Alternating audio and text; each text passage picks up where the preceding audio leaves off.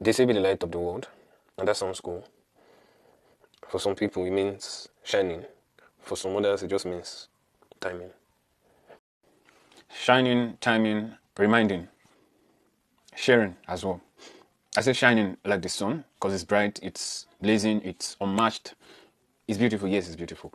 I say timing because although it's beautiful, not everyone gets to see it rise. Not everyone gets to see it set. And most of all, we all want to shine and we want to be told that we're beautiful. Reminding because I think that's what really matters.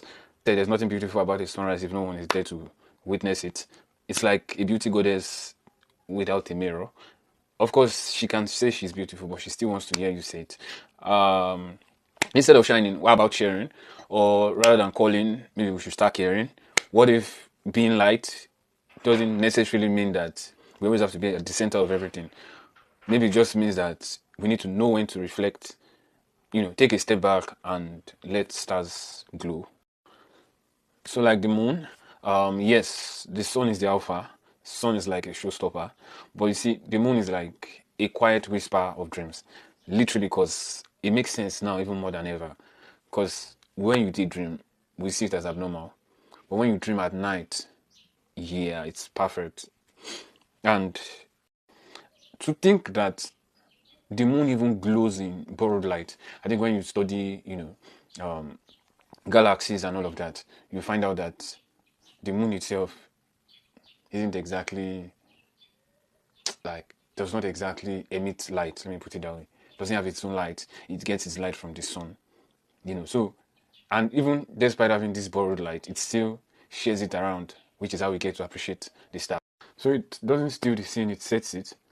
It's like a big mirror in the sky, and rather than reset or like burn, it just reflects it. And like I said, it may rely on the sun for its light, but it helps us appreciate the beauty of the stars. And yes, it's kind of in a way destiny fulfilled every time the moon comes at night because it doesn't compete, it rather completes. So from now henceforth, I want you to see yourself like the moon. Don't see yourself like a lunar. See yourself like a lunar, a falling sun. I mean, not falling in that sense, but you get my point. A whisper of brilliance that knows when to bow so others can rise. You know, of course, the sun might be the alpha, and you may be thinking like the sun, but you see, the moon is the omega. She finishes whatever the sun began. She carries the light to places where the sun can never ever touch. And I think personally, the moon also makes us feel at home. You know, shields us from the day's stress. Highs, judgmental highs, and all of that. The world and whatever it is. So be the sun if you must, but do not forget the power that lies in the moonlight, the purpose in reflecting, the glory in sharing, the glory in rising by lifting others. Because until we start to realize that our true power does not come from whoever gets there first or who is shining brightest, but comes truly from where we truly shine together. Thank you.